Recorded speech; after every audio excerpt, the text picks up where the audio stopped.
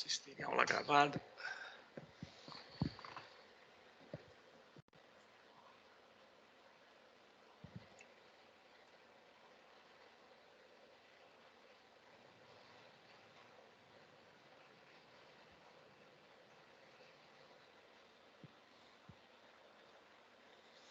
Na aula passada, então, nós concluímos o capítulo 2, dinâmica da partícula. Então, os 2 primeiros capítulos, como eu falei para vocês, são os capítulos de fundamentação do nosso curso. E vão ser os 2 primeiros capítulos que caem na primeira prova, que vai ser na quarta-feira da semana que vem, tá? Então, matéria da prova, capítulo 1 e capítulo 2. O capítulo 3 vai cair já na próxima prova. Tá bom? Que nós vamos ver hoje.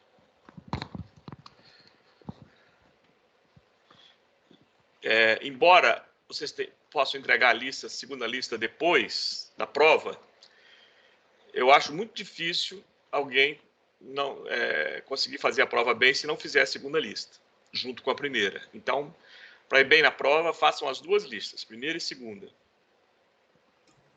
Professor, Sim. Ednan aqui, só uma dúvida em relação à lista e também pode ser em relação à prova. Uhum. Você vai dar viscosidade e densidade na prova Sim. ou tem algum Sim. lugar que a gente poderia pesquisar, confiar? Certo. Eu vou dar. E para a lista, tem algum livro específico para a gente pesquisar? PR. No PR, você sabe me falar qual seção que está as viscosidades? Eu não lembro de cabeça. Porque as densidades eu consegui achar, agora a viscosidade eu não consegui achar. Viscosidade em função da temperatura, tem sim. Tá? Certo, obrigado. Mas eu não lembro de cabeça que página que está.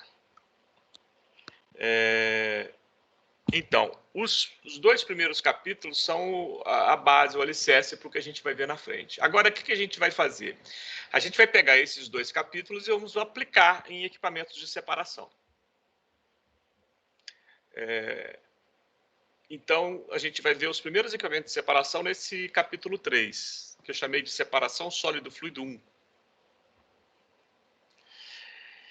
Mas para aplicar os conceitos que a gente viu nos capítulos anteriores em equipamento de separação, eu vou só manipular um pouquinho mais aqueles conceitos no início da aula, tá?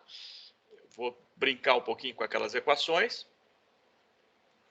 ver como é que a gente pode trabalhar nelas, e aí depois, já mais no final da aula, a gente já vai ver o primeiro equipamento de separação.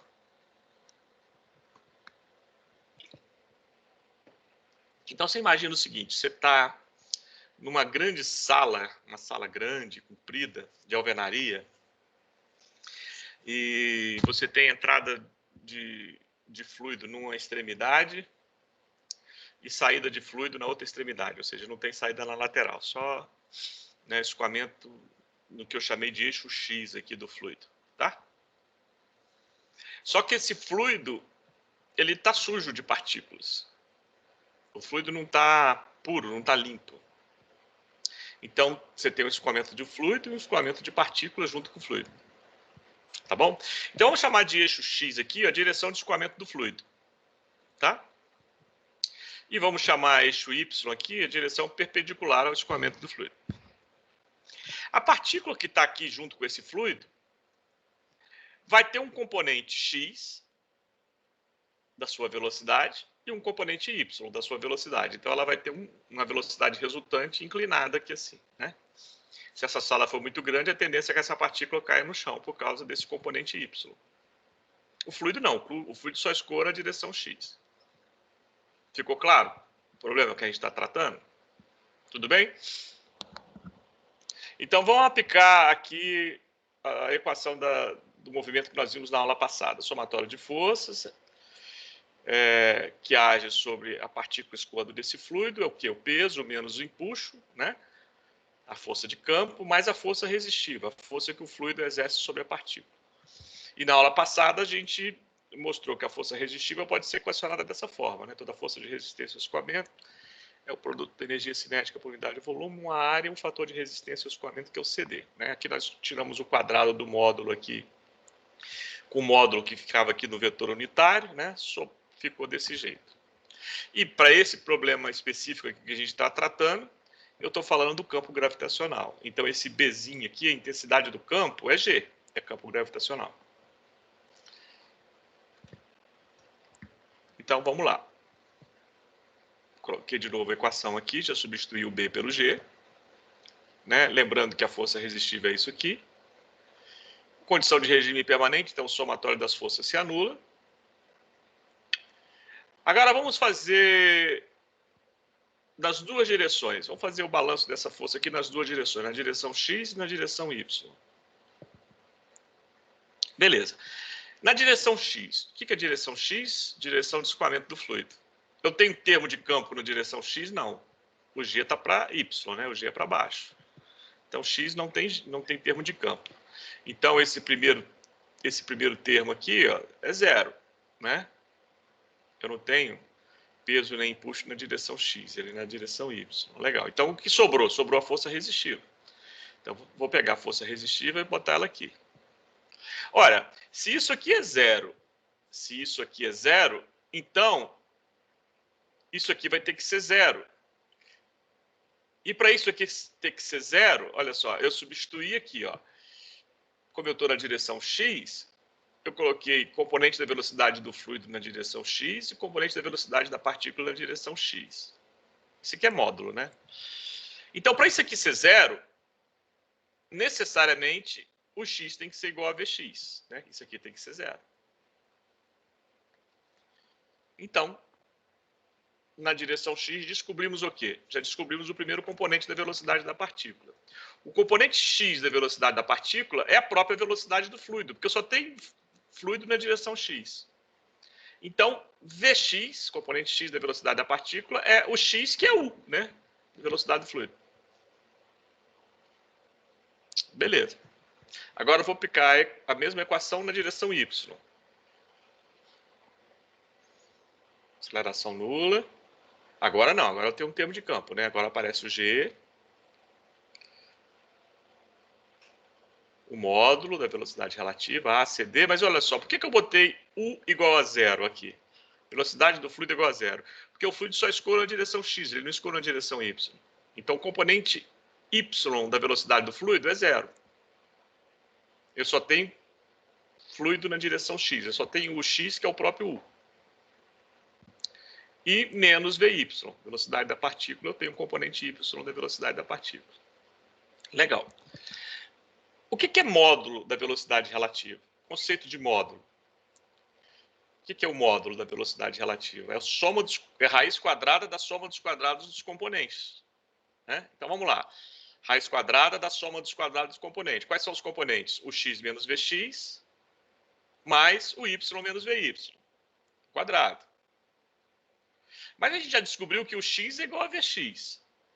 Então, isso aqui é zero. Eu sei também que não tem o y. Só tem o x. Então, o y é zero. Então, olha só. Menos Vy ao quadrado dá o quê? Vy ao quadrado, raiz quadrada de Vy ao quadrado dá módulo de Vy. Ou seja, independente do sinal de Vy vai ser sempre positivo. Então, módulo da velocidade relativa U menos V vai ser módulo de Vy. Ótimo. Então, vou substituir módulo de U menos V aqui por módulo de Vy. Vamos comigo aqui. Ó. Isso aqui vira módulo de Vy. Aqui está menos Vy. Então, módulo de Vy vezes menos Vy dá menos Vy ao quadrado. Aí esse sinal vai ficar aqui. Ó. Esse sinal vai ficar negativo aqui. E aqui vai ficar meio de ρ ACD Vy ao quadrado. Legal. Como está sinal negativo aqui, eu vou passar para o outro lado e vou explicitar Vy. Fazendo isso, eu achei Vy igual a isso aqui. Beleza? Mas lembrando da aula passada, ó, V é o volume da partícula. Volume da partícula é igual ao volume da esfera de mesmo volume que a partícula. πdp ao cubo sobre 6. A, nós definimos como a área projetada da esfera de igual volume, para ficar a mesma dimensão característica. Então, A é πdp ao quadrado sobre 4. Então, substituindo V aqui por πdp ao cubo sobre 6 e A por πdp ao cubo sobre 4, eu chego nisso aqui. Olha para cá. Olha para essa expressão de VY que eu acabei de deduzir aqui. Ela é familiar para vocês? Vocês já viram essa expressão antes? É uma pergunta.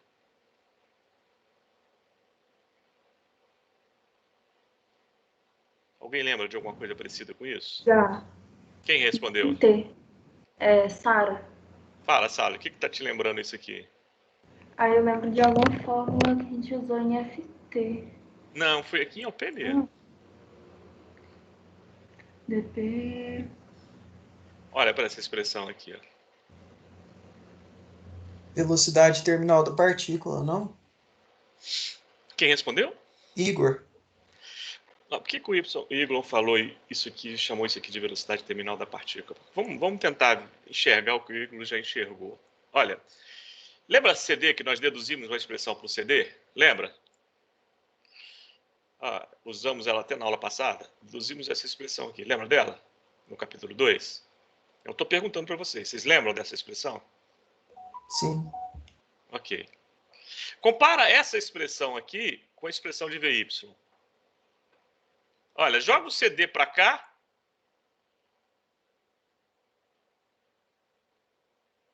Eleva ao quadrado dos dois lados, então aqui vai dar VY ao quadrado, aqui vai sumir a raiz.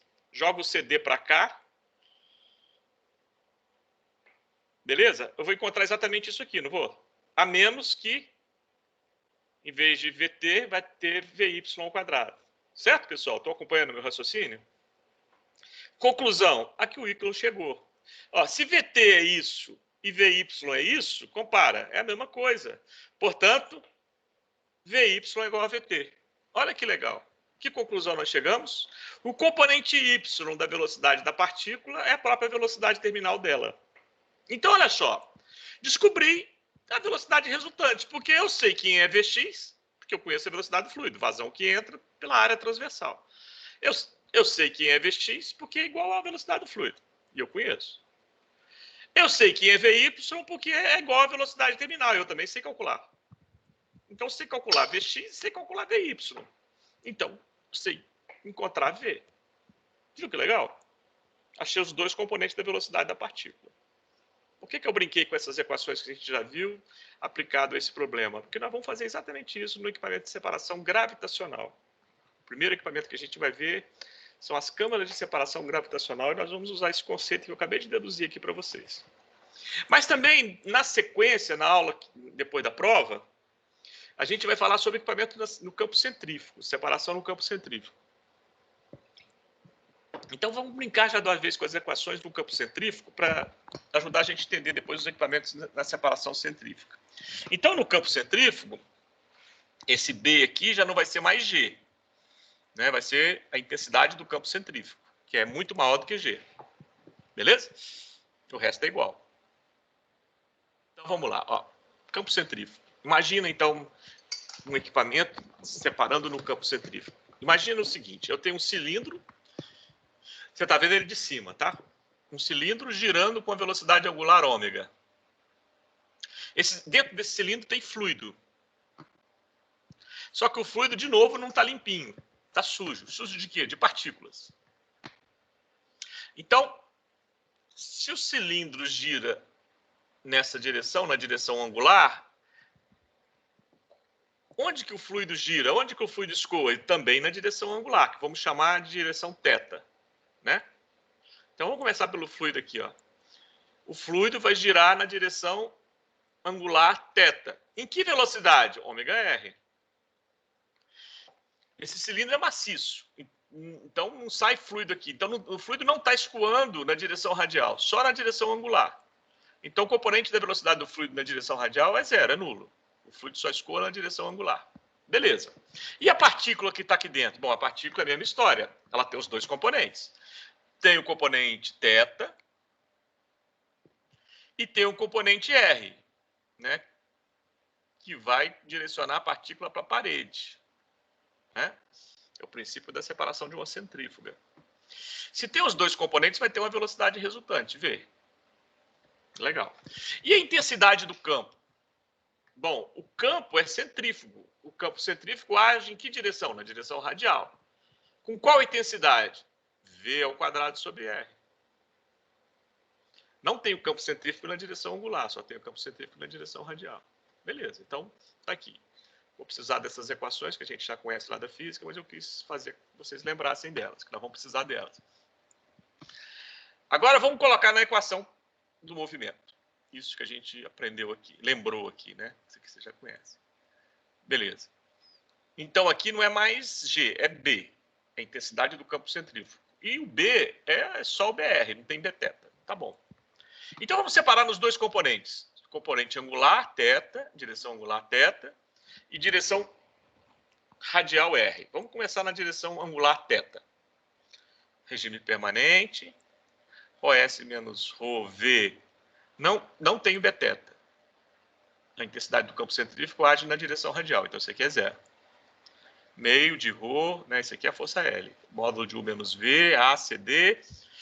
O θ menos Vθ.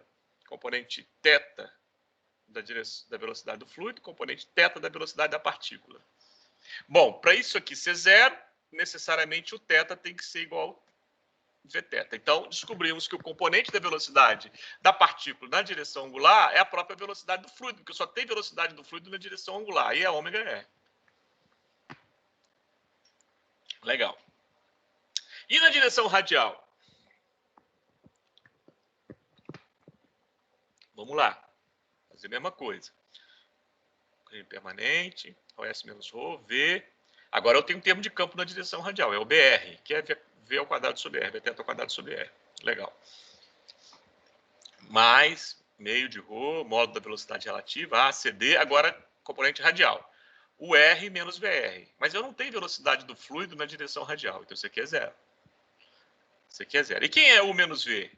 Raiz quadrada da soma dos quadrados dos componentes. Então, raiz quadrada de θ menos Vθ ao quadrado, mais o R menos VR ao quadrado. Mas se o θ é igual a Vθ, isso aqui some. O R eu sei que é zero, não tem velocidade do fluido na direção radial. Então, isso aqui vai dar módulo de VR. Viu que o raciocínio é exatamente o mesmo no anterior? Se é módulo de VR, eu substituo o módulo de VR aqui. Aqui é menos VR, então vai ficar VR ao quadrado, o sinal negativo vai para cá, eu vou jogar isso para cá, explicitar, vou tirar aqui o módulo de projeção, que ele está cortando, eu não sei por que ele está cortando embaixo. Explicitar o VR, eu encontro isso aqui, e olha, lembra que CD é isso? Qual a diferença? Aqui, a expressão para CD lá era no campo gravitacional. Eu substituo o campo gravitacional para o campo centrífugo, troco G por B, que é o BR. A expressão da velocidade terminal no campo centrífugo é só trocar G por B, BR. Então, olha só, de novo, o componente da velocidade radial da partícula é a própria velocidade terminal. Então, olha, no campo centrífugo, não é G mais, é BR, né? Então, componente da velocidade da partícula na direção angular, a própria velocidade do fluido. Componente da velocidade da partícula na direção radial, a própria velocidade terminal da partícula. Então, vamos brincar com isso aqui, ó.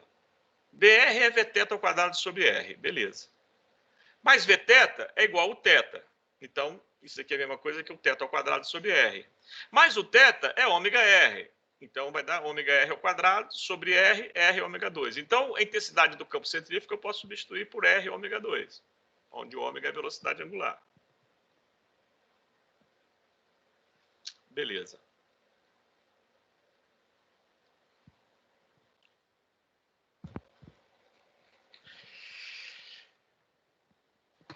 Eu vou trabalhar só um pouquinho mais a equação do campo centrífugo, porque quando a gente falar de centrífuga, eu vou fazer um exercício agora que eu vou precisar do resultado desse exercício. E o exercício é o seguinte: calcular o tempo necessário para que uma partícula de diâmetro dp e esfericidade φ, ou seja, uma partícula qualquer, se desloque de uma posição radial R0 para uma posição radial R1, ou seja, eu estou falando de campo centrífugo, né? Se eu estou falando de posição radial, estou falando de campo de separação no campo centrífugo. Em duas situações, no regime de Stokes, Reynolds menor que 5, e no regime de Newton, Reynolds maior do que 1000. Eu vou resolver aqui para vocês no regime de Stokes, e vocês vão resolver em casa, num para-casa, no regime de Newton. Beleza? Então, seria o seguinte, ó, eu quero saber o tempo que a partícula leva para sair daqui, ó, numa posição R0, e chegar aqui numa posição R1. Andar essa distância na direção radial. Então, vamos usar o que a gente aprendeu hoje. Como eu disse para vocês, nós vamos fazer o regime de Stokes aqui, porque é esse que a gente vai precisar, esse conceito que a gente vai precisar mais na frente. Regime de Stokes. A velocidade terminal no regime de Stokes é isso aqui, eu deduzi para vocês. Mas eu não estou no campo gravitacional. Eu estou no campo centrífugo. Então, eu vou substituir o G pela intensidade do campo centrífugo, que vai ser BR. Beleza. Então, a velocidade terminal no campo centrífugo é isso aqui, ó, K1 ρs menos ρ, em vez de GBR, dp ao quadrado sobre 18.000. Legal. Mas a velocidade terminal no campo centrífugo, nós vimos que é igual à velocidade, o componente radial da velocidade da partícula. Então, a velocidade terminal é igual ao componente radial da velocidade da partícula. O que é o componente radial da velocidade da partícula? É um dr dt. Né? O tempo que ela vai levar para andar uma distância r. Legal. E eu sei que BR é R ômega 2. Então, vou substituir esse BR aqui por R ômega 2. Legal. Então, tá aqui, ó. Velocidade terminal, que é isso aqui, é igual ao componente radial da velocidade da partícula, que é dr dt, que é igual a isso aqui, a velocidade terminal. Legal. Então, eu quero o tempo para ela dar uma distância r. Então, o que eu vou fazer? Eu vou explicitar o dt aqui e vou jogar isso tudo por outro lado. Explicitando o dt aqui, integrando de 0 a t, integral de dt de 0 a t dá o quê? T. O que ficou por outro lado? Ó, ficou 18.000, K1 ficou no denominador, S menos O ficou no denominador, ômega 2 ficou no denominador, dp ao quadrado ficou no denominador. E sobrou o quê? dr sobre r. O tempo que ela leva t para andar a distância radial de R0 até R1. Então, eu vou integrar isso aqui desde R0 até R1. Observa o seguinte, tudo isso aqui é constante, olha. Toda essa parte aqui do lado de cada integral é constante. Acompanha comigo, ó. Viscosidade do fluido é um fluido só. Não vai mudar. K1 depende da forma da partícula. É uma partícula só. Não vai mudar. ρS é a densidade da partícula, também constante. Ρ é a densidade do fluido, também constante. Ômega é uma condição operacional, a velocidade angular que o cilindro está girando, também é constante. dp é constante, eu só tenho uma partícula, então só tem um dp. Então tudo isso aqui é constante. Eu posso tirar da integral. Então a integral ficou o quê? Essa constante, que é tudo isso aqui. Integral de dr sobre r, que dá o quê? Log de r. De onde até onde? De R0 até R1. Então log de R1 sobre R0. Isso aqui é constante, esse é o T. Então, achei o T. Ó. O tempo que a partícula leva para percorrer a distância radial de R0 até R1. Ó. Esse resultado aqui, na aula que vem, que vai ser semana que vem é prova, né? Na quarta, na sexta é feriado, vai ser na outra quarta. Na primeira quarta de abril. Guarda esse resultado aqui que eu vou precisar dele. Vou falar para vocês assim, ó, lembra aquele exercício que eu fiz de campo centrífugo? Pega o resultado para mim. Então, esse resultado aqui, a gente vai usar ele no projeto de centrífugos. Beleza. Parêntese fechado. Agora, o que eu vou fazer? Eu vou voltar para o campo gravitacional. Vou pegar isso aqui que eu descobri no campo gravitacional. Eu vou trabalhar com equipamento de separação gravitacional, pegando esse conceito aqui. Qual conceito? A velocidade da partícula caindo num fluido no campo gravitacional tem um componente x, que é a própria velocidade do fluido, e tem um componente y, que é a própria velocidade terminal da partícula. Legal. Isto posto, vamos ver o primeiro equipamento de separação. As chamadas câmaras de separação gravitacional. Referência para esse assunto, o livro do Perry, na página 2076. Meu Perry, quinta edição. Se eu não sei qual que fica, então acha lá, fazendo essa busca aí pela palavra-chave, câmara de separação gravitacional. Você vai encontrar. Beleza. As câmaras de separação gravitacional é o tipo mais simples e mais antigo de equipamento de separação. Isso é bem anterior à existência da engenharia química. Isso remonta de séculos anteriores, que o princípio é muito simples e já era usado antes de existir ciência e engenharia química. Consiste de uma câmara de grandes dimensões, aonde o fluido é injetado. E esse fluido está cheio de partículas. E como essa partícula tem um componente y, que é a própria velocidade terminal, a tendência dela é cair no chão dessa câmara. Então, você vai coletar partículas de um fluido. Então, o fluido entra sujo e vai sair mais limpo. Ou seja, ele entra com mais partículas e vai sair com menos partículas. Esse é o princípio. Porque as partículas vão cair, algumas delas, a maioria delas, se o equipamento estiver bem projetado, no fundo e vão ser coletadas no fundo. A câmara de separação gravitacional, você pode ter dois tipos de câmara, dependendo do fluido. Se o fluido for um gás, ela é conhecida como câmara de poeira. É o nome que é dado para separação gás sólido no campo centrífugo. Se o fluido for um líquido, é conhecido como tanque de areia. Esse nome é porque o primeiro uso para eles foi separar areia. Aí ficou esse nome aí. Tá? Então, câmaras de poeira e tanque de areia, separação gás sólido e líquido sólido, respectivamente. Vamos começar com gás sólido. Vamos começar com a câmara de poeira. Vamos tentar imaginar um equipamento. Imagine, nós estamos numa sala virtual, né? Imagine uma sala presencial que vocês tinham aula lá no... Vocês tinham aula no bloco 3Q? Antes da pandemia? Sim. Sim. Imagine umas salas daquela do 3Q.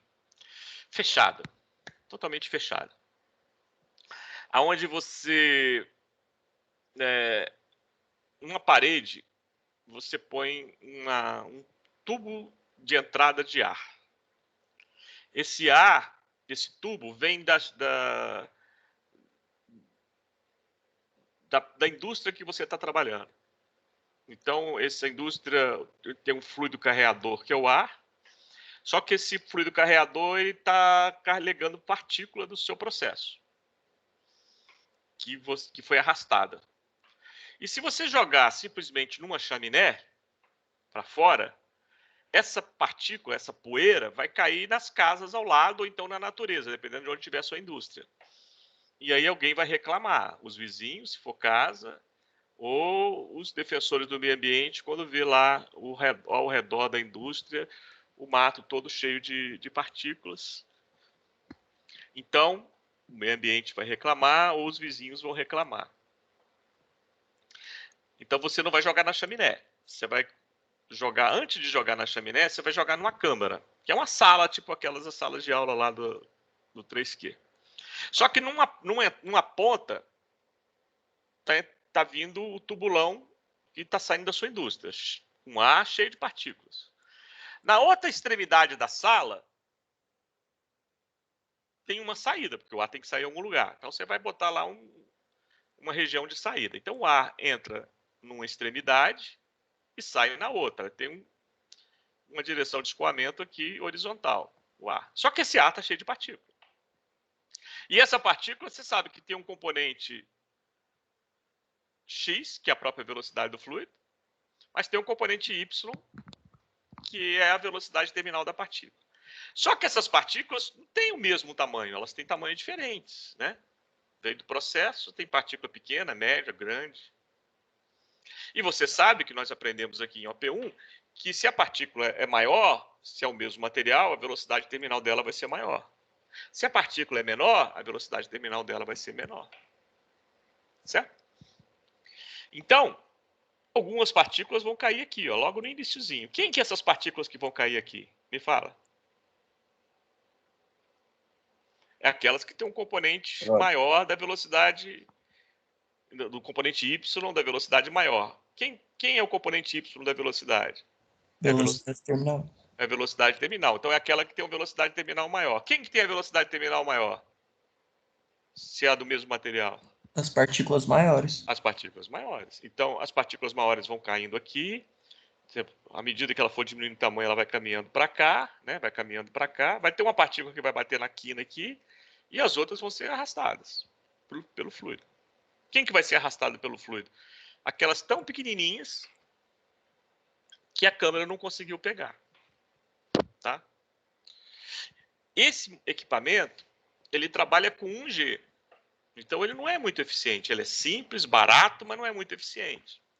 Por isso que ele não é razoável para você separar partículas menores que 40 micrômetros.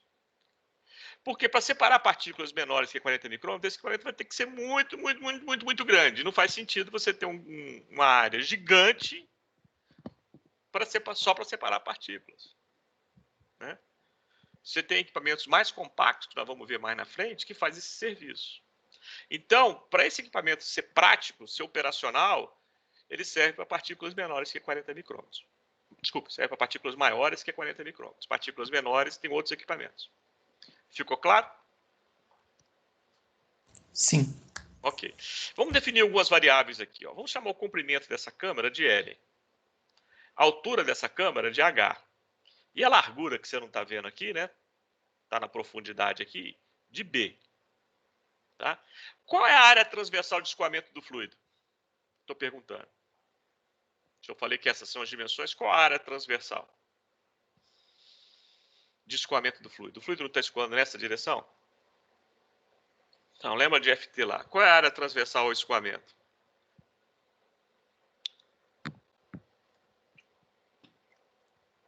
Estou perguntando. A área do tubo, né, nesse caso. Isso não é um tubo, isso é uma sala. Ah, uma sala? A área uma transversal câmara. da sala. Eu já te falei as dimensões aqui. Isso, Ó. O comprimento é L, a altura é H e a largura é B. É B vezes H. B vezes H. Quem respondeu? É o Igor. Concordam com o Igor, gente? Que a área transversal é H vezes BB é a profundidade aqui da sala, que você não está vendo, a largura da sala. Então, se o fluido está escoando nesse sentido, a área transversal é H vezes B. Tudo bem? Todo mundo? Joia. Então, vamos lá. Vamos usar esse conceito que nós vimos aqui. Ó. Isso aqui. Velocidade da partícula, componente x é a velocidade do fluido, componente y é a velocidade terminal. Tá bom. Aqui eu botei aqui uma câmara de poeira também, que ela é feita de compartimentos. Sabe? Em vez de ser uma salona grande igual essa, olha, você pode fazer ela em compartimentos, de tal forma que você consegue separar partículas e ainda classificar por tamanho, né? Aqui vão estar as maiores, aqui vão estar as intermediárias, aqui vão estar as menores, e junto com o fluido, com o gás, vão estar os finos. Né? Então, está aqui, ó, a largura B, o comprimento L e a altura H. A área transversal, H vezes B. O tanque de areia, o princípio é o mesmo. O tanque de areia para suspensão líquido-sólido. O princípio é rigorosamente o mesmo. A diferença é que o fluido é líquido. Então, é uma câmara grande também, de grandes seções. Comprimento L, altura H, largura B. O líquido entra numa extremidade, vai sair na outra extremidade. Aqui tem um vertedouro para retirada do líquido. As partículas maiores vão ficar coletadas aqui, as intermediárias aqui, uma vai bater na quina e as outras vão ser arrastadas. A área da seção transversal é BH. E aqui vão ser as partículas coletadas no fundo e as partículas arrastadas no topo.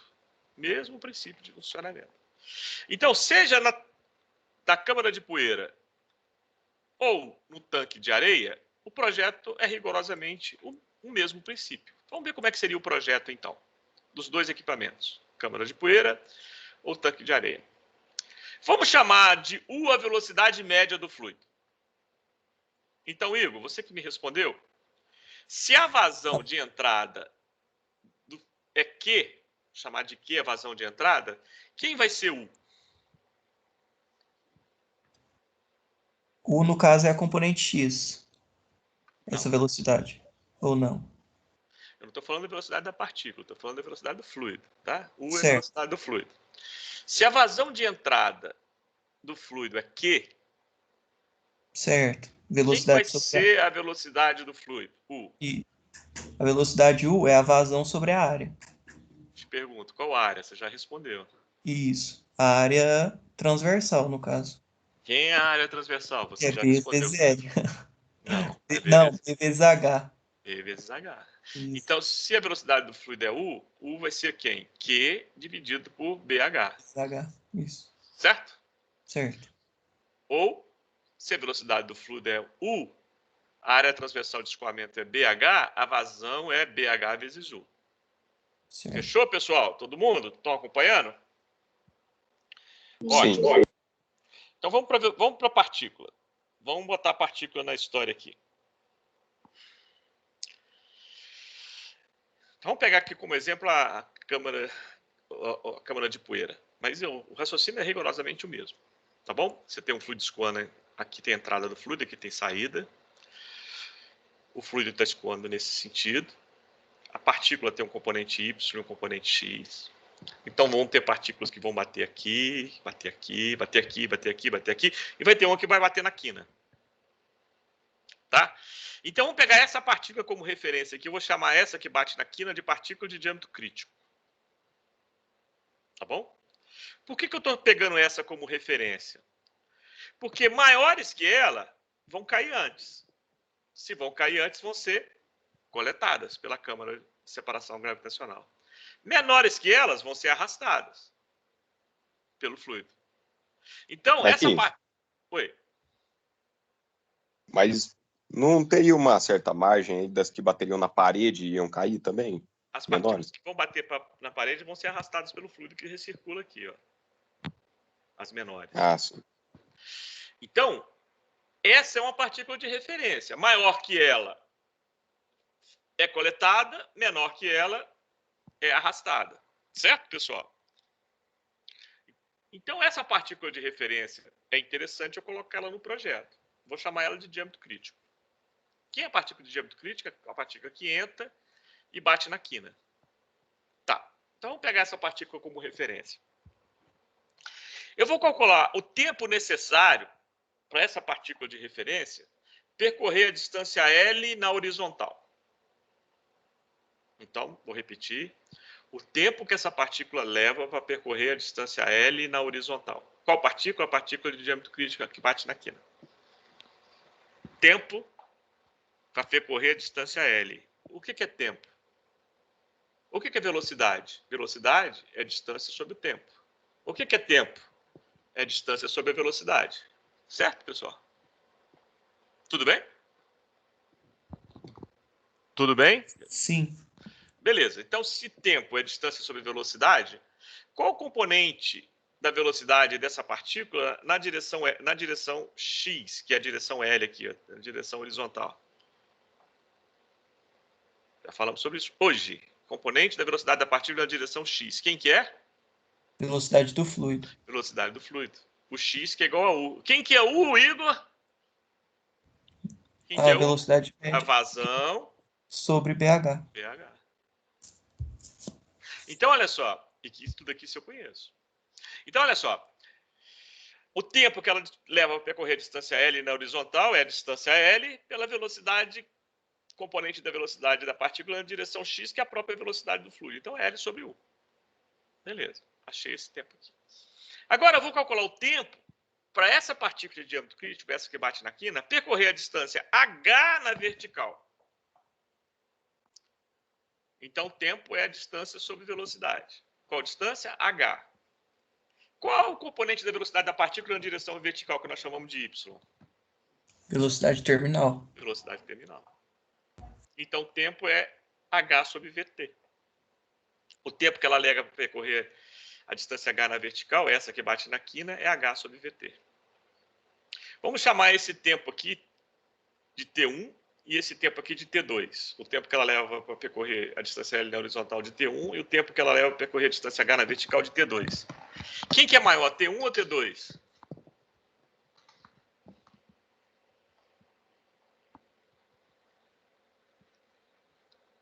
Estou perguntando. Para essa partícula não tinha que ser igual? Quem respondeu? Rafael? O que o Rafael respondeu? Ninguém é maior que ninguém, eles são iguais. Esses tempos são iguais. Por que são iguais? Porque ela bate na quina. Se ela bate na quina, quando ela bateu na quina, ela percorreu a distância L na horizontal e H na vertical, ao mesmo tempo. Consequentemente, esse tempo aqui é igual a esse tempo aqui. Todos concordam?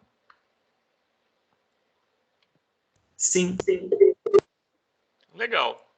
Então, olha só. Tá muito pequeno aí para vocês verem? Eu tive que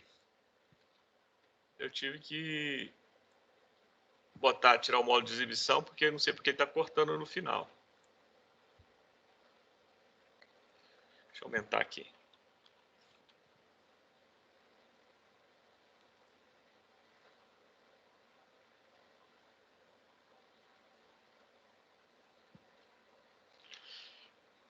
Para melhorar. Melhorou um pouquinho? Melhorou, professor. Legal. Então vamos lá. Olha, esses tempos são iguais. Joia. Se esses tempos são iguais, L sobre U é igual a H sobre VT. Então eu posso explicitar o VT aqui, ó. Então, descobri que VT vai ser igual a U, que é a velocidade do fluido que eu conheço, vezes H, que é a altura, dividido por L. Agora, Igor, eu vou multiplicar em cima e baixo por B, tá? Que é a mesma coisa que multiplicar por 1. B sobre B, né, é 1. Então, em cima ficou U vezes HB, embaixo ficou LB. Igor, quem que é U vezes HB? U vezes HB, Q. Quem que é Q? Que é a vazão. Vazão. Então, olha, a velocidade terminal vai ser igual a vazão que está entrando aqui na alimentação, dividido por L, comprimento, B, largura. Velocidade terminal de quem, gente? Da partícula de diâmetro crítico. Da partícula de diâmetro crítico.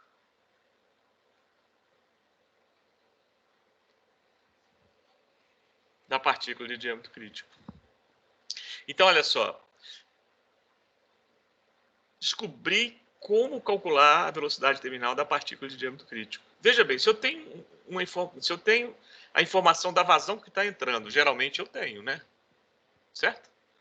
Geralmente eu conheço, é a vazão da minha indústria lá. Se eu estou projetando uma câmera, então imagina, se eu tenho lá uma câmera disponível, eu quero usá-la, então eu tenho L e tenho B. Então, para aquela câmera que eu tenho disponível na minha indústria, eu posso calcular facilmente a velocidade terminal da partícula de diâmetro crítico. Na aula passada, nós não aprendemos, aula retrasada, nós não aprendemos que, conhecida uma velocidade terminal, eu consigo calcular o seu tamanho? Caso 1 ou caso 2? Caso 2, né? Lembra disso?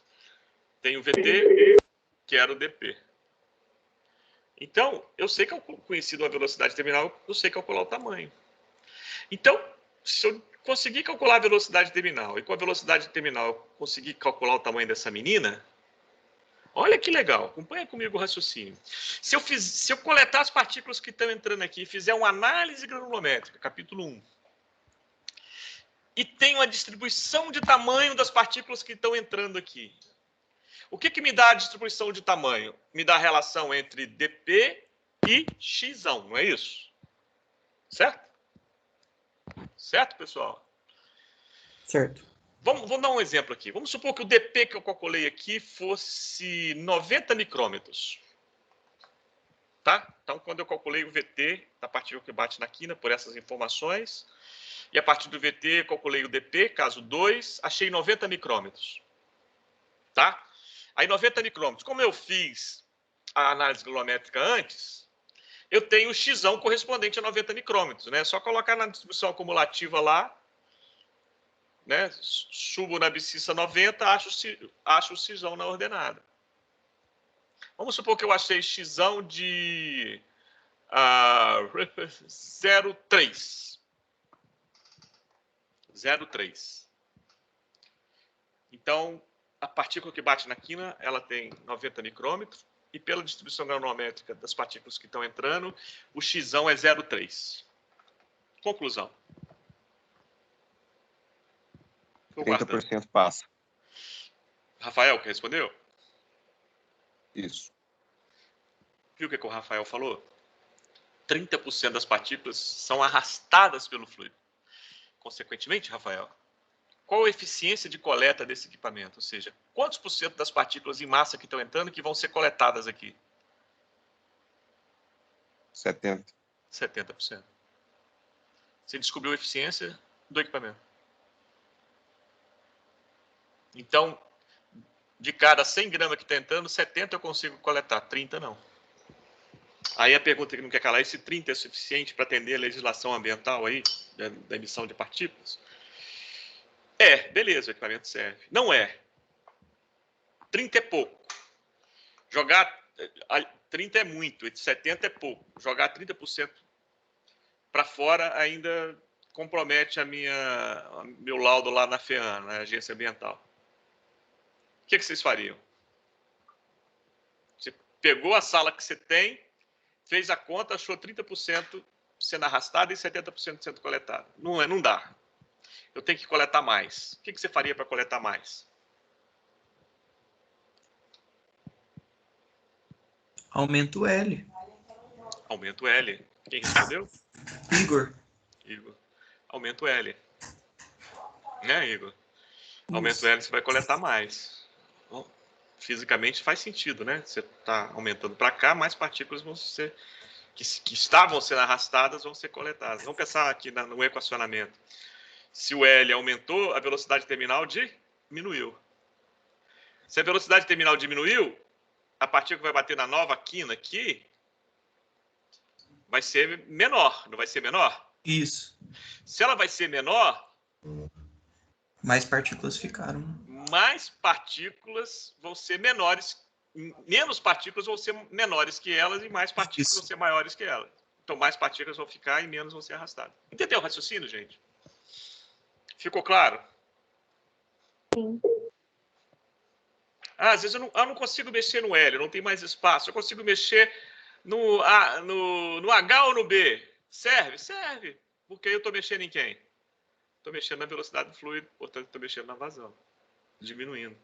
Da mesma forma, o mesmo raciocínio. Certo? Tranquilo, pessoal? Estou perguntando. Tudo bem até aqui? Sim. Beleza. Então, vamos ver um exemplo de aplicação disso aqui. Ó. O separador de poeira abaixo esquematizado opera com 3 compartimentos. É uma coisa parecida com esse aqui, ó, com esse desenho que eu botei aqui para vocês. Aqui tem 4, mas imagina que são 3, não são 4. Ó. Então, cada compartimento tem um comprimento de 3 pés. Cada compartimento tem comprimento de 3 pés. A altura da câmera é 1 pé. Tá? A largura é de 10 pés. Eu dei aqui no enunciado. Tá? Eu dei para vocês a vazão de entrada. O fluido é ar. 20 graus Celsius de uma atmosfera. Essa é a densidade do ar. Essa é a viscosidade que eu peguei no pé. Alguém me perguntou aí, ó, tem lá, eu peguei esse aqui lá do pé. Nessas condições aqui. Tá bom? Densidade das minhas partículas, 3 gramas por centímetro cúbico. Peguei uma amostra aqui, fiz pequenometria dela. A esfericidade dela, 0,75. Eu não quero saber só quem vai ser coletado, mas eu quero saber quem vai ser coletado em cada um dos compartimentos. Quem são as partículas que vão ficar aqui? Quem são as partículas que vão ficar aqui? Quem são as partículas que vão ficar aqui? E quem vai ser arrastado? Imagina que você vai fazer uso diferente dependendo do tamanho das partículas. É interessante para você um determinado tipo de tamanho. Então, por isso que você está fazendo compartimentos. Um determinado tipo de tamanho, você consegue vender ela para um terceiro aí que vai usar para uma determinada coisa, por exemplo. Por isso que você separa por tamanho. Mas eu quero saber quem são essas que vão ficar aqui, aqui, aqui, e quem vai ser arrastado. Tudo bem? Então, estimar a faixa de diâmetro das partículas em cada um dos 3 compartimentos. Então, eu tenho que calcular o VT, a velocidade terminal da partícula de diâmetro crítico. E eu sei que VT é Q sobre LB. Né? Quem é o Q? É isso aqui. Quem é o B da espécie? E quem é o L? Quem é o L? Estou perguntando. É uma pergunta. Quem é o L? O número de pés aí, 3 pés. 3 pés é para esse primeiro compartimento, né? Isso, para cada compartimento. Para o segundo compartimento é quanto? 6 pés. 6 pés. E para o terceiro compartimento? 9 pés. 9 pés. Né? O L vai depender do compartimento. Legal. Muito que bem. Então, para cada um dos compartimentos eu tenho todas as informações, calculo o VT. Caso 2, suponho região intermediária, porque eu não sei que região está, que regime está. Então, uso o adimensional CD sobre Reynolds, ó, que é só função da velocidade terminal, não é função do diâmetro da partícula que eu ainda não conheço. As outras informações todas eu tenho. O CD sobre Reynolds, uma daquelas equações lá que eu dei para vocês, do caso 2, partícula não esférica, é a 4ª equação. Eu acho o Reynolds, e com o Reynolds eu acho o dp. Então vamos fazer essa conta. Esfericidade 0,75, acho K1 e acho K2, que depende só da forma. Uso a 4ª equação lá do método das duas assíntotas para a região intermediária. Por que a 4ª equação? Porque partícula não esférica, caso 2, função de CD sobre Reynolds. E na 4ª equação, o N vale 1,5, 1,2, estimado dos dados experimentais. Legal.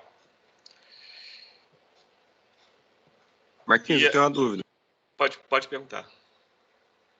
Em relação à esfericidade, até quando que eu posso considerar que ela não é esférica? Por exemplo, 0,999 já é esférica? Sim, você não tem precisão, né, com 3 casas decimais, né, de medida de esfericidade, né? Então, qual seria o limite aí de... Olha, 0,99 você considera não esférica. A mais do que isso, você considera esférica, porque você não tem precisão mais do que 2 casas decimais, certo? Para medir esfericidade. Então, vamos lá. Obrigado. De nada. Aí, então vamos lá. Para cada um dos compartimentos vai dar uma conta diferente. Então, primeiro compartimento L3, segundo compartimento L6, terceiro compartimento L9. Então, cada uma dessas linhas aqui é um dos 3 compartimentos. A primeira linha, o primeiro compartimento, a segunda linha, o segundo compartimento, a terceira linha, o terceiro compartimento. Beleza. O que é que vai mudar? Se muda o L, vai mudar a velocidade terminal. A velocidade terminal é diferente porque as partículas que batem nas respectivas quinas são diferentes.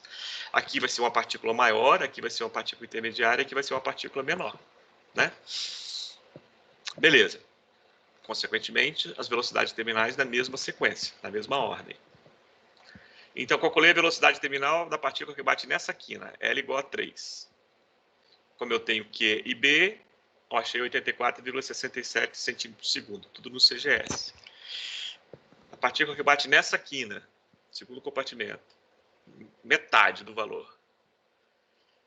Partícula que bate nessa quina, quase um quarto do valor. Achei as respectivas velocidades terminal. Com as respectivas velocidades terminais, eu acho o CD sobre Reynolds, os respectivos. Com os CD sobre Reynolds, eu acho os Reynolds, os respectivos. Os três. Pergunto, ok ou não ok? Ok. Por que ok? Quem respondeu? Jéssica. Por que, Jéssica? Por que você respondeu ok, Jéssica? Jéssica, você está me ouvindo? Vocês estão me ouvindo? Alguém está me ouvindo? Tá O ouvindo que que a sim, gente tá professor. Eu acho que o microfone da Jéssica deve ter falhado. Então, alguém responde aí. Por que a Jéssica falou ok?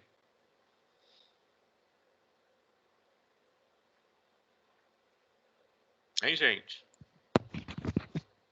Estou aguardando alguém. Me ajuda. Reynolds maior que meio. Reynolds maior do que meio e menor do que 1000. Eu estou na região intermediária. E essa equação aqui só é válida para a região intermediária. Mas os 3 Reynolds deu na região intermediária. Então, ok. Eu posso usar os 3 Reynolds.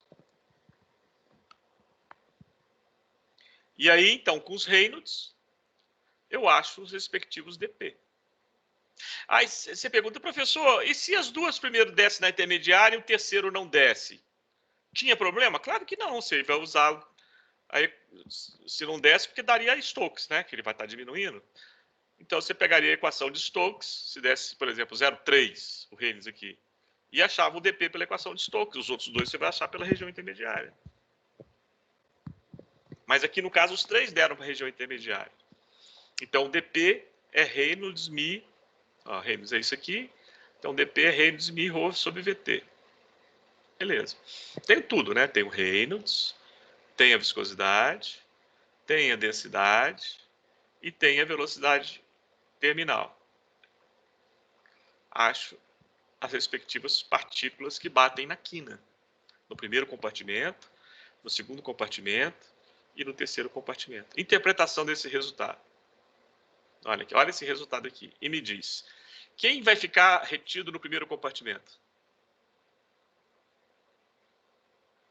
Estou perguntando.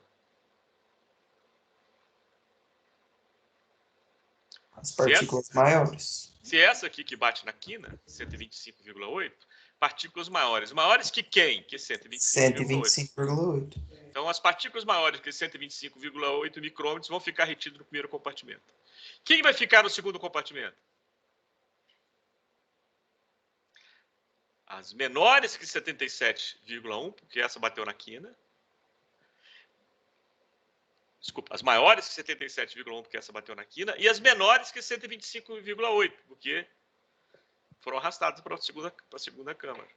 Então, partículas entre 77,1 e 125,8.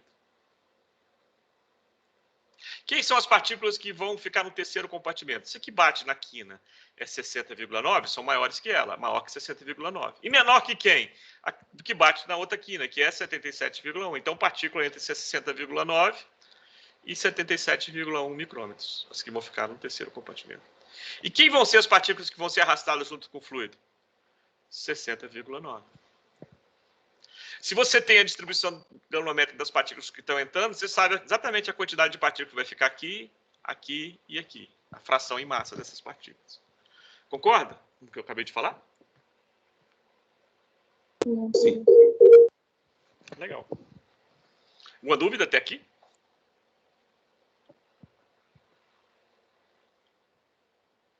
Alguém me perguntou sobre densidade, se eu ia dar, e viscosidade. Olha, viscosidade eu vou sempre dar, tá? Em prova. Densidade de líquido também. Densidade do gás. Se o gás for ar, eu não vou dar. Eu quero que vocês comecem a usar conceitos que vocês já viram para facilitar a vida de vocês. Ó, pressão próxima do ambiente. Você pode considerar gás ideal. Se o ar é um gás ideal, então qual é a equação de densidade para um gás ideal? PM sobre RT. A pressão é a mesma. Imagina que você muda só a temperatura. Né? Você quer saber qual a temperatura, qual a densidade de um gás, de um ar na temperatura 100 graus, 200 graus. Na mesma pressão atmosférica. Então a pressão é a mesma. Constante do gás é a constante. Peso molecular do ar é o mesmo. Então, se você só muda a temperatura, o ρ2, ou seja, o ρ numa temperatura 2 do ar, dividido por o ρ1, o ρ numa temperatura 1 do ar, é igual ao inverso das temperaturas. ρ2 sobre ρ1 vai ser T1 sobre T2. Claro, temperatura absoluta, né? Então, o ρ de uma temperatura 2, a densidade do ar numa temperatura 2, vai ser igual o ρ do ar numa temperatura 1 vezes a razão das temperaturas. Isso aqui você tirou da equação dos gases ideais. Então, se eu guardo uma densidade na minha vida inteira de engenheiro químico, ou seja, o ρ do ar numa temperatura específica, se eu guardo esse número aqui, eu sei achar o ρ do ar em qualquer outra temperatura usando essa relação aqui. Sabe qual que eu guardei na minha vida de engenheiro químico? Quando eu era da idade de vocês, quando eu era novinho igual a vocês, eu guardei essa densidade do ar aqui, 1,2 vezes 10 a menos 3, que é a 20 graus Celsius, ou 293 kelvins. Isso aqui eu não esqueci mais. Então, esse é o meu ρ1. E esse aqui é meu T1. Guardei. Agora, qualquer outro ρ eu consigo calcular. Vamos supor que eu queira calcular o ρ do ar a temperatura de 100 graus. Então, vai ser 1,2 vezes 10 a menos 3, vezes 293, dividido por 100 graus Celsius é 473 kelvin. Dividido por 473, achei o ρ do ar a 100 graus Celsius. Tá? Então, o ρ do ar, eu não vou dar para vocês, se for na pressão atmosférica, se mudar a temperatura, eu não vou dar mais. Tá? Vocês já podem usar esse conceito aqui que vocês já conhecem e aplicar. Então, vamos fazer um exercício agora de tanque de areia. E o problema é o seguinte. Eu tenho um líquido, água, e eu tenho uma mistura de sólidos. Eu tenho cal, que é o meu produto nobre, só que esse cal ficou sujo de areia. E eu não quero usar cal sujo de areia, eu quero usar cal puro, sem areia. Então eu quero separar toda a areia do cal. Para isso eu vou usar um tanque de areia. Uma câmara de separação gravitacional líquido sólido. Beleza? Então fiz a análise granulométrica da areia. Descobri que aquela faixa da areia está entre 70 e 250 micrômetros. Eu tenho só essa informação aqui. Foi me dada pelo... Alguém me passou essa informação. Não tem a distribuição granulométrica dela. A areia está entre 70 e 250 micrômetros. Da cal eu já tenho a distribuição granulométrica. Eu já tenho aqui o dp contra o 100x. Posso até fazer a distribuição acumulativa da cal aqui. Ó. Beleza? Dados, outros dados. Da areia, esfericidade 0,7. Densidade 2,6. Da cal, esfericidade 0,8. Densidade 2,2. Fluido, água, temperatura ambiente. Então, ρ igual a 1 mi 1 centímetro por asa. A câmara, eu já tenho a câmara. Tem na minha indústria a câmara. A câmara que eu tenho tem uma altura de 0,3 metros, tem um comprimento de 4 metros e tem uma largura de 3 metros. Então, a câmara eu vou usar a que eu tenho. Então, eu quero saber qual a capacidade da unidade. Toda vez que eu falo capacidade, é a vazão. Então, capacidade de um equipamento é a vazão que o equipamento deve operar. Então, eu quero saber qual a vazão que eu vou alimentar aqui para a separação completa da areia. Ou seja, o meu objetivo é ter cal sem areia. Olha só, como a densidade da areia é maior, tá vendo? Compara. E como o tamanho da cal também é menor, olha só, a areia vai de 70 a 250 micrômetros. A cal, ó, 88% das partículas são menores que 100 micrômetros. Então a cal tem um tamanho menor e uma densidade menor. Então, para onde vai ficar a cal? Vai ser coletada ou vai ser arrastada? O que vocês acham? Arrastada. Arrastada. E a areia? Vai ser coletada ou vai ser arrastada? Coletada. Coletada. Então, ó, a capacidade da unidade, a vazão que eu tenho que operar esse equipamento que eu já tenho, qual a vazão que eu tenho que colocar aqui, para separar toda a areia no fundo. Eu quero separar toda a areia, não quero que nenhuma areiazinha vai sujar a cal que está sendo arrastada. Isso eu quero no item A. No item B, é a conta que eu vou pagar. Para separar toda a areia no fundo, eu vou perder um pouco de cal também, não tem jeito. Mas eu quero saber quanto. Quanto de cal que eu vou perder junto com a areia aqui no fundo? Para ter cal limpinha aqui, sem areia no topo. Ficou claro o problema? Alguém não entendeu?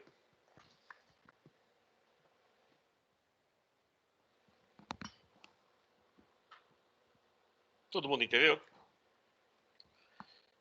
Se todo mundo entendeu, eu preciso de ajuda dos universitários.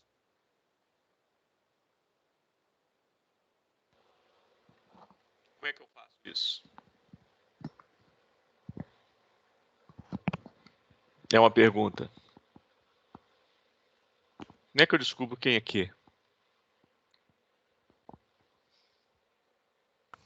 Pelo fato que a menor partícula que você vai separar de diâmetro crítico é 70, né? No caso, o dp da partícula. Quem respondeu? É o Igor. Igor. Ô, Igor, seja um pouquinho mais preciso, porque você não pode falar partícula, porque eu tenho dois tipos de partículas, eu tenho areia e cal. Isso, desculpa, a partícula de areia. Então o Igor está falando assim, Marquinhos, eu já tenho uma informação para o seu projeto que você vai fazer. Vamos supor que vocês são da Consultec e tem alguém da Consultec aí na turma? De vez em quando um me procura. Tem alguém aí na turma da Consultec? Eu, Eu quem? Ana Laura. Ana Laura, você não respondeu chamada, viu? No final você me lembra, viu? Senão você Eu ia lembrar no final. O Mateu apareceu aí? Não.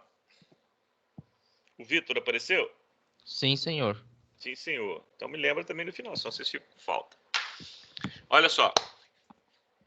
Ana Laura, você é da Consultec. Vamos supor que eu sou dono de uma empresa e botei esse problema para você.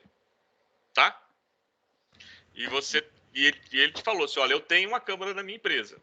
Eu quero saber qual a vazão que eu vou ter que operar nessa câmara para separar toda a areia. E quanto de cal eu vou perder na separação da areia. Certo, pessoal? Aí o Igor me deu uma dica. Me deu a dica o seguinte, legal, para separar toda a areia, Marquinhos, a partícula que bate na quina da areia tem que ser 70. Por que tem que ser 70? Que o Igor falou que tem que ser 70. Porque todas as partículas são maiores que 70, olha. Tá vendo? Todas as partículas de areia são maiores que 70. Então, se você botar a de 70 batendo na quina, você vai coletar toda a areia. Certo, Igor? Certo, professor.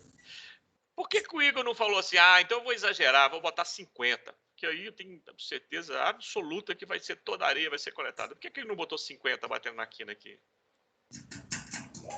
Que vai coletar mais cal também, né? Vou perder mais cal. Então eu quero perder o mínimo de cal. Por isso que ele foi no limite, né? Foi no 70. Estão acompanhando o raciocínio? Beleza, então descobri a partícula de diâmetro crítico da areia. Então agora é o inverso, né, Igor? Eu conheço o dp e quero o vt. Certo? Caso 1 ou caso 2? Conhece o dp, que é o vt? Não é isso? Você não falou que você conhece Isso. o DP? 70 micra da areia? Caso 1. Caso 1, CD Reynolds ao quadrado. Aí eu achei o VT da partícula que bate na quina da areia. Pergunto para vocês. O VT da partícula que bate na quina da cal é maior ou menor do que o do VT da partícula que bate na quina da areia?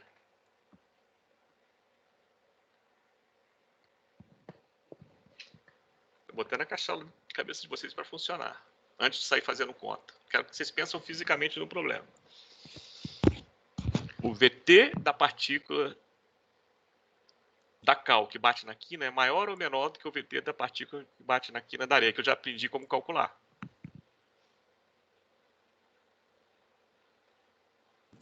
O VT da areia é maior, né? Porque a densidade da areia é maior. O Igor acha que é maior. Todo mundo concorda com o Igor? Alguém não concorda?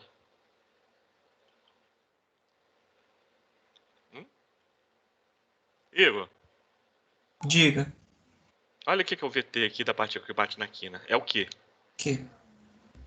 O que é o que está entrando de vazão, não é? Certo. É um só, não é? Isso. Não é um só? Um só. O L é um só, não é? Uhum. É a câmara. O B é um só, não é? Não, é o mesmo. Então o É o VT da partícula que bate na quina da cal vai ser É exatamente verdade. o VT da partícula que bate na quina da areia. Vou te ajudar, Igor. O que vai ser diferente vai ser o tamanho da partícula que bate na quina. Perfeito. Perfeito? Uhum. Acompanharam o raciocínio, pessoal? Beleza. Então vamos lá, vamos fazer conta agora. Vamos separar cal de areia, inclusive nos cálculos. Vou começar com a areia, que é o que eu tenho a informação mais importante, que o Igor me deu. A que bate na quina deve ser de 70 micrômetros. Beleza. Então, o diâmetro crítico da areia eu já sei, 70 micrômetros. Caso 1, CD sobre Reynolds. CD Reynolds ao quadrado. Está aqui. Legal. Percebe que é função só de dp, o VT não aparece. Ótimo, tudo que eu quero, porque o dp eu tenho, 70 micrômetros. O resto, tudo eu tenho. Cuidado, viu, gente? Nós estamos falando de areia, então eu vou usar o ρs da areia, né?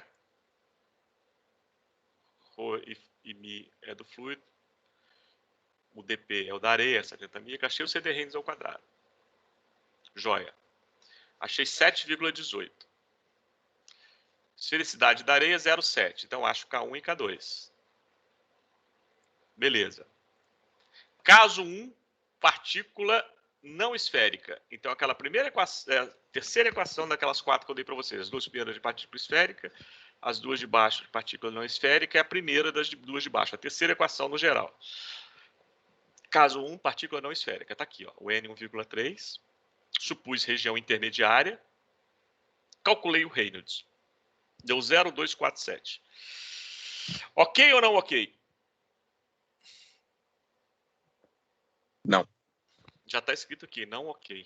Por que não ok? Porque esse Reynolds é Stokes. Então, eu não posso usar esse Reynolds. Eu tenho que usar a equação do regime apropriado, que é o regime de Stokes. E para o regime de Stokes, eu tenho a equação da velocidade terminal. Está aqui, ó. Como eu tenho dp, substituo dp aqui, o resto tudo eu tenho. K1 eu tenho, ρs eu tenho, tudo da areia, né? Rho e mi do fluido, achei o VT. A velocidade terminal da partícula que bate na quina da areia. Mas eu sei que VT é Q sobre LB, então o VT da areia é igual ao VT do cal. É um VT só. Velocidade terminal da partícula que bate na quina. Legal. Esse VT é 0,371. Eu pedi para vocês qual a vazão para separar toda a areia. Então, a vazão é o produto do VT por LB. Como eu tenho LB, então, para separar toda a areia e perder o mínimo possível de cal, a vazão deve ser 160,27 metros cúbicos por hora, ou usei no CGS inicialmente, ou 44.520 centímetros cúbicos por segundo. Então, com essa vazão, eu separo toda a areia, garantido, e perco o mínimo possível de cal. Mas eu quero saber, não que é só o mínimo, eu quero saber quanto eu estou perdendo de cal. Então, como é que eu respondo essa pergunta? Pergunta B aqui do projeto da Consultec. Milena, né, que é da Consultec. É Milena? Não sou eu, não. É quem que é? Quem que falou que era da Consultec? Acho que era Ana Laura, não era? Ana Laura. Hein, Ana Laura, como é que eu respondo a pergunta B aí? Quanto de cal eu perco para separar toda a areia? Calma aí, professor. Pensa aí comigo. Quem quiser ajudar a Ana Laura aí, pode ajudar, viu? A gente pode interagir. Você não pode interagir na hora da prova, mas agora pode. O que vocês fariam para calcular quanto de cal eu vou perder? Então, como a velocidade terminal é a mesma, É o Igor, de novo? isso é o Igor. Agora eu Então, entendi. Velocidade terminal é a mesma, a velocidade terminal é a mesma, né, Igor? aí pode usar para achar o dp da Da partícula cal, cal. né? Isso. Caso, agora, 2. Caso 2. Eu tenho VT, que é o mesmo, que é esse aqui, né? 0,371. Isso. Eu acho o DP da cal. Então vamos lá, vamos fazer isso. Ó, o VT é o mesmo. E quero o DP. Caso 2. CD sobre Reynolds. Achei o CD sobre Reynolds. Cuidado, né? Densidade agora é da cal. A velocidade terminal é a mesma. Rho e Mi do fluido, beleza. Achei o CD sobre Reynolds 307. A esfericidade é da cal. A densidade é da cal. Rho e Mi do fluido. Com a esfericidade, eu acho K1 e K2. Agora é a última equação, né? Partícula não esférica, caso 2. Função de CD sobre Reynolds. O N é 1,2. Achei o Reynolds 0,272. Ok ou não ok? Está escrito aqui. Não ok. Por que é não ok? Porque esse Reynolds é Stokes. Então, pego a equação da velocidade terminal para o regime de Stokes, que é essa aqui. Como eu quero agora o DP e eu tenho o VT, explicito o DP. Acho o diâmetro crítico da partícula que bate na crina da cal. Porque eu tenho tudo, né? O VT eu tenho. A viscosidade eu tenho. Cuidado, viu? Se não errar a unidade. Olha, eu vou até substituir aqui para vocês. O 18. Mi. É 1 centímetro por AS, passando para CGS, multiplico por 10 a menos 2. VT já está no CGS, centímetro por segundo. K1 é adimensional, 0,919. Densidade da cal, 2,2. Densidade da água, 1. G no CGS, 980. Eu achei tudo no CGS, eu não botei aqui, mas é 78,6 vezes 10 a menos 4 centímetros, que eu já transformei direto para micrômetros. 78,6 micrômetros. Então, olha só, a partícula que bate na quina da cal, 78,6 micrômetros. Quanto que era da areia? 70. Por que ela é um pouco maior? Porque a densidade é menor. Certo, gente? Certo? Vocês estão me ouvindo? Certo. Sim. Ok. Beleza.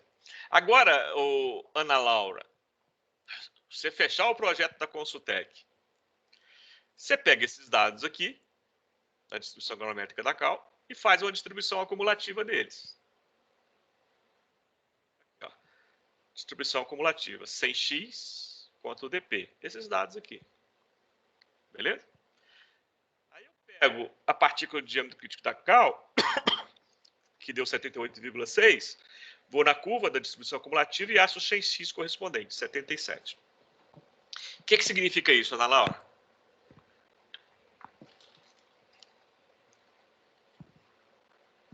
Ana Laura, você está aí? Oi, tô aqui. Então vamos lá. O que significa isso? O que é o xão? Fração de partículas com diâmetro menor que d, certo? Certo. Então, 77% das partículas tem um diâmetro menor que 78,6. E quem é essa partícula 78,6? É aquela que bate na quina. Então, se 77% é menor, esse 77% vai ser arrastada. Vai ser a cal purinha. Né? Isso. 100 menos isso, 23% é maior. Então, 23% vai ficar retido aqui junto com a areia. Então, respondendo a pergunta do cara lá que te contratou, você vai perder 23% da cal para separar toda a areia. Alguma dúvida? Não. Ficou claro, gente? Ficou claro? Sim. Vocês viram como que a gente consegue usar os conceitos que a gente viu nos 2 primeiros capítulos para projetar equipamentos? Viu que legal?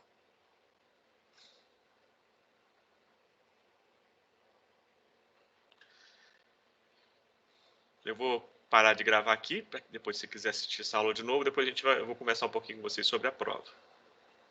Esses minutinhos que me restam.